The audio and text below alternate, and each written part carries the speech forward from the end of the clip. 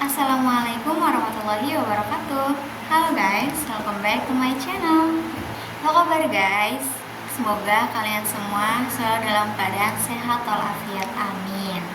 Kenalin, nama aku Siti Nur Aida, mahasiswa bimbingan dan konseling Islam di Institut Ummul Qura Al Islami. Pada kesempatan kali ini, aku akan ngajak kalian seru-seruan bareng bahas tentang Indonesia Emas 2045. Menarik banget kan? Bayang gak sih, 2045 nanti Indonesia tuh udah mewah banget, teknologi canggih, ekonomi maju pesat. Pokoknya bikin kita tuh jadi makin bangga jadi orang Indonesia. Tapi ada satu hal nih yang gak boleh kita lewati, yaitu keberagaman kita. Nah, Indonesia itu unik banget. Dari Sabang sampai Merauke, kita punya ribuan pulau, ratusan suku, puluhan bahasa, dan banyak banget budaya yang beda-beda. Bayangin aja kayak puzzle warna-warni, kayak keren banget kalau disatuin. Tapi kadang-kadang kita tuh suka lupa nih kalau perbedaan itu bisa jadi kekuatan yang super power. Malah gak jarang perbedaan itu bikin kita ribut, gak toleran, bahkan diskriminasi. Aduh, sedih banget kan? Nah, di video kali ini kita bakal bahas tuntas gimana caranya kita bisa memperkuat kesadaran multikultural. Soalnya aku yakin banget nih kalau kita bisa bersatu dalam perbedaan. Indonesia pasti bisa jadi negara yang gemilang di tahun 2045. Penasaran gak nih sama lanjutan pembahasan kita? Yuk nonton terus videonya.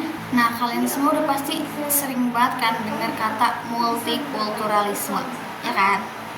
Nah, apa sih multikulturalisme itu? Nah, simpelnya multikulturalisme itu adalah pengakuan dan penghargaan atas perbedaan budaya dalam masyarakat. Dan Indonesia, ya juara banget lah dalam hal ini. Coba bayangin aja, dari Sabang sampai Merauke, kita punya lebih dari 1.300 suku bangsa. Bahkan ada 700-an bahasa daerah, 6 agama yang diakui, dan ribuan budaya yang berbeda-beda. Keren banget kan? Ini bukan cuma angka ya guys, tapi ini adalah identitas kita sebagai bangsa Indonesia. Terus, kenapa sih keberagaman ini penting banget? Jadi gini, keberagaman itu bukan cuma sekedar warna-warni yang indah, tapi juga sumber kekuatan yang gak ada duanya.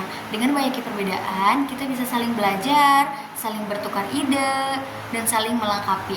Bayangin kalau semuanya sama, pasti hidup kita tuh bakal flat banget kan? Sejarah udah membuktikan kok kalau keberagaman itu adalah kunci kesuksesan kita. Dulu juga para pahlawan kita yang berasal dari berbagai suku dan agama bersatu padu melawan penjajah. Mereka gak peduli apa perbedaan mereka, yang penting satu tujuan, yaitu Indonesia merdeka. Semangat persatuan dalam keberagaman inilah yang harus kita jaga sampai kapanpun.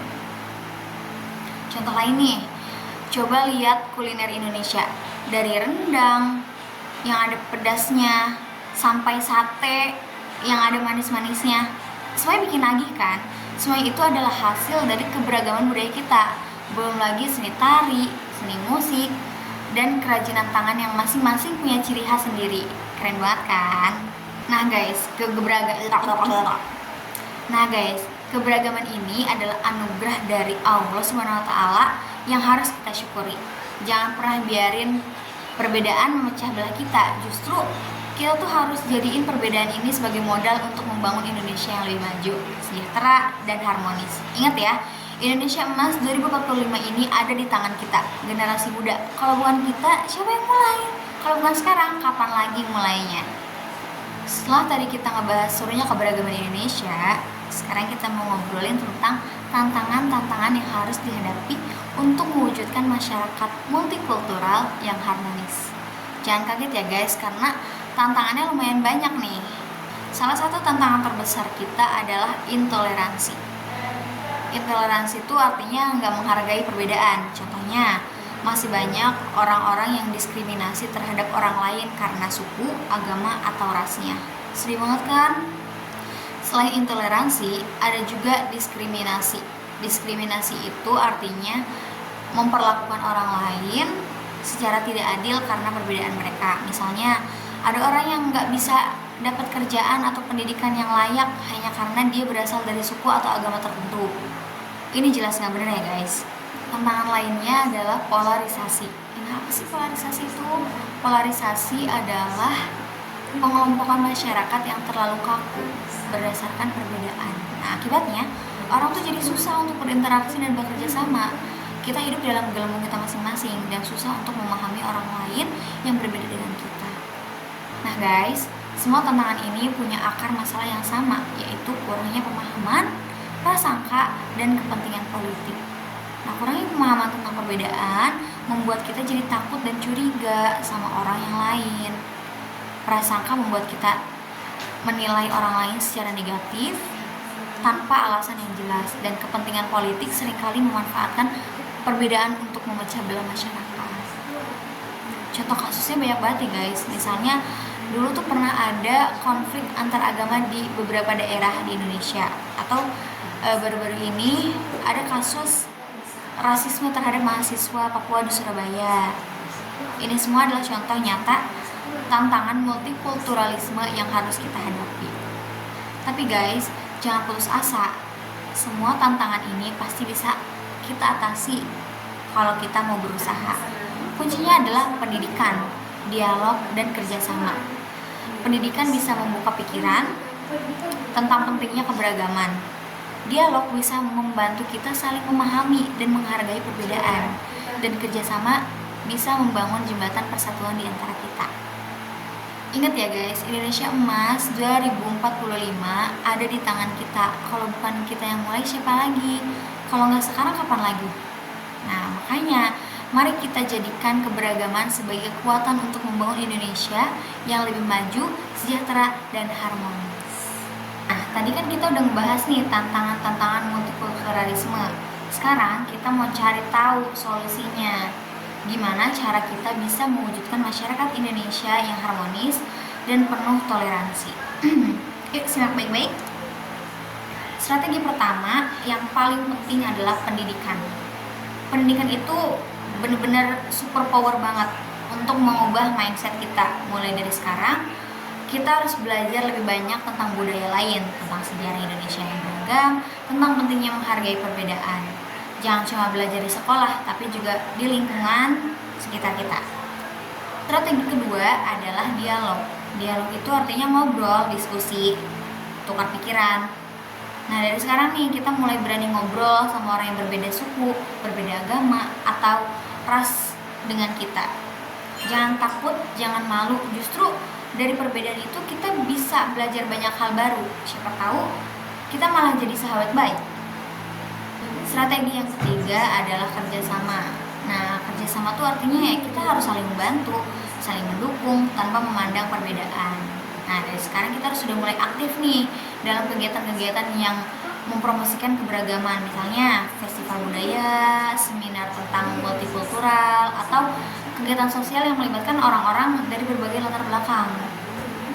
Selain 3 strategi yang tadi, ada juga beberapa tindakan nyata yang bisa kita lakuin sehari-hari. Misalnya kita bisa mulai belajar bahasa daerah lain, mencoba makanan khas daerah lain, atau nonton film atau baca buku tentang budaya lain. Intinya kita harus membuka diri terhadap perbedaan. Nah, ingat ya guys, keberagaman itu bukan cuma tanggung jawab pemerintah atau tokoh masyarakat, tapi tanggung jawab kita semua sebagai generasi muda penerus bangsa. Kita harus jadi agen perubahan yang aktif, mempromosikan nilai-nilai multikulturalisme seperti toleransi, inklusi, dan kesetaraan. Jangan pernah lelah untuk belajar, jangan pernah bosan untuk berdialog, dan jangan pernah berhenti untuk bekerja sama. Dengan begitu kita bisa mewujudkan Indonesia yang indah karena keberagamannya, Indonesia yang kuat karena persatuannya, dan Indonesia yang gemilang di tahun 2045. Yuk, mulai dari sekarang kita warnai Indonesia dengan keberagaman. Guys, kita udah sampai di akhir video nih. Gimana? Udah makin paham kan kenapa kesadaran multikultural itu penting banget buat Indonesia? Yuk kita rangkum apa aja poin-poin penting yang udah kita bahas tadi. Pertama, keberagaman Indonesia itu bukan cuma indah, tapi juga sumber kekuatan kita sebagai bangsa. Nah, kedua, tantangan multikulturalisme itu nyata, tapi bukan berarti kita nggak bisa ngatasin ya. Ketiga, kita semua punya peran penting dalam mempromosikan nilai-nilai multikultural. Nah, ingat ya guys, Indonesia Emas 2045 itu bukan cuma mimpi, tapi itu tujuan yang harus kita perjuangkan bersama. Dan salah satu kunci untuk mencapai tujuan itu adalah dengan memperkuat kesadaran multikultural kita. Mulai dari sekarang, yuk kita jadi agen perubahan. Mari kita mulai dari hal-hal kecil, misalnya dengan lebih menghargai perbedaan, lebih terbuka terhadap budaya lain, dan lebih aktif dalam kegiatan-kegiatan yang positif.